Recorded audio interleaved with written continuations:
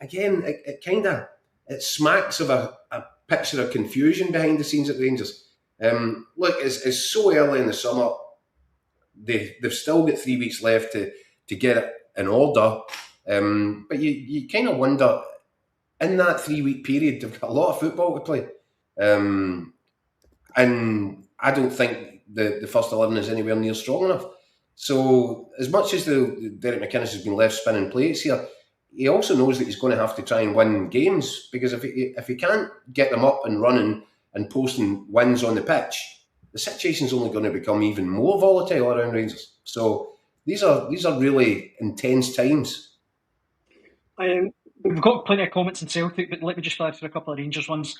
Rangers Easy OK says, only Rangers would replace Tur Romans with Jade Magoma when Romans was bought to replace Magoma. What a club, honestly, the recruitment team needs banned. Alex says, in American sport, the general manager, the main player and recruit. McInnes has been treated as nothing more than a coach. It doesn't work in the UK. CDS Rangers says, panic stations, Magoma should not be an option unless it's a ruse to get Penrice. And I've got a good few in Celtic, but I'll let you have at them. Yeah, well, look, I heard earlier on today, as I said earlier, that I believe that there was an expectation that James Penrice would be catching a plane today at some point to come to Glasgow. And that was certainly what sources were telling us in Athens.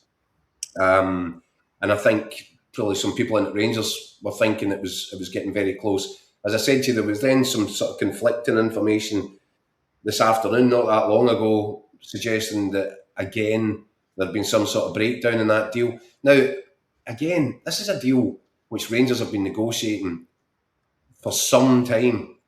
I think there was an expectation that Penrice would be in Scotland last week.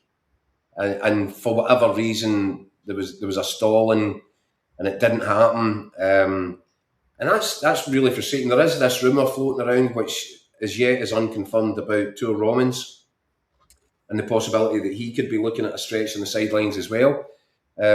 Which, unless I'm very much mistaken, unless I'm forgetting somebody, I don't think Rangers have got a single left-footed defender left in that squad, which is a staggering state of affairs. And it means that Derek McInnes will need to find a way and patch up a back four for a Europa League qualifier tomorrow night that Rangers need to win to turn around to stay in contention for Europe's second level competition. It's really frantic stuff at this moment in time, and you get that feeling that behind the scenes there is a little bit of chaos.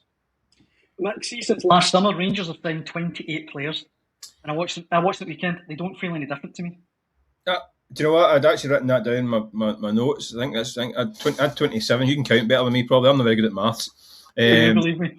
But I mean, that is an incredible amount of players that have been signed in 2 summers, and the promise is for what, 3 to 5 more. So you're talking about 33 players across two summers.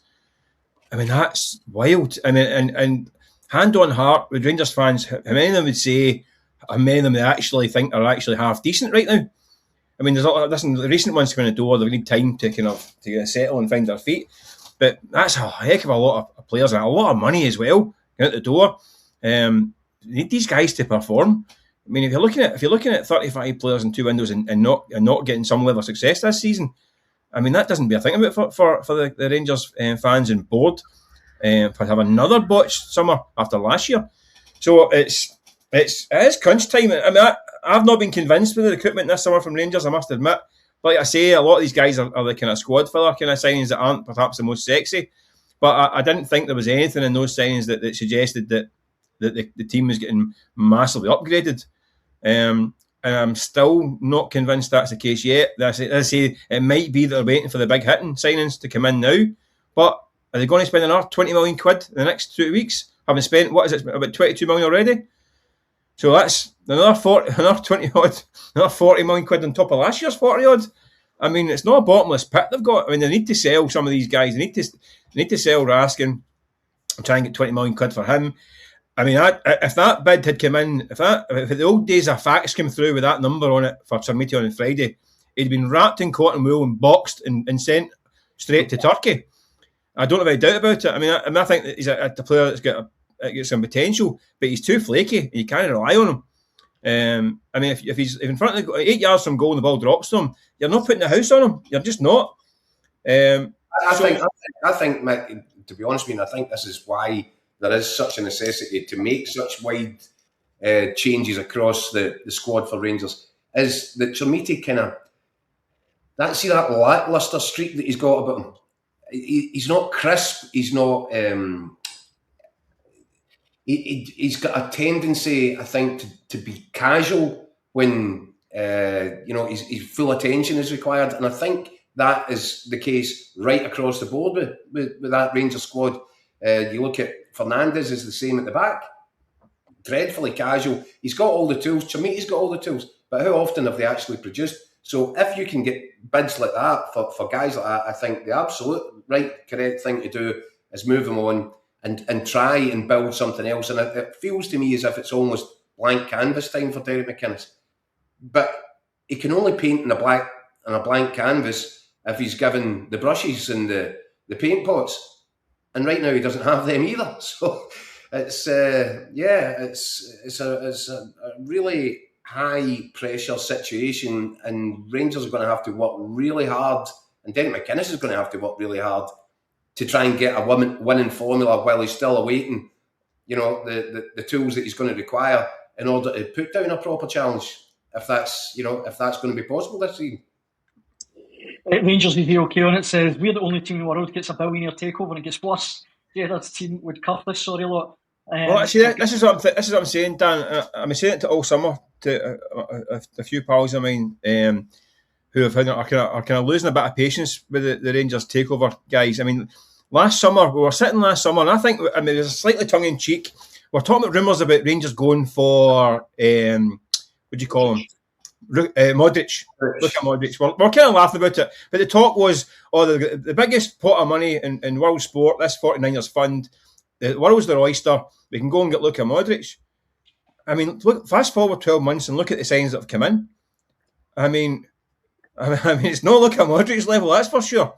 I mean, the Rangers fans are watching that at the weekend, thinking, how can we be celebrating 12 months ago the richest, bottomless pit in sport taking over, and end up watching this?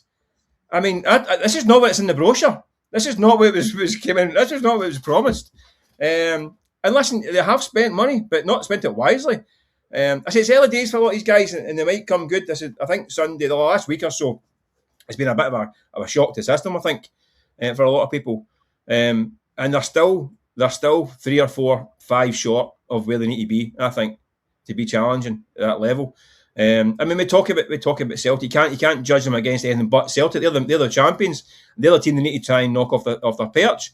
And Celtic, who are supposed to be a team in crisis, a team that's the worst Celtic team in 30 years and all that stuff, and yet man for man they're still stronger than their nearest rivals, or their perceived nearest rivals. I mean, Hearts finished second last year, obviously,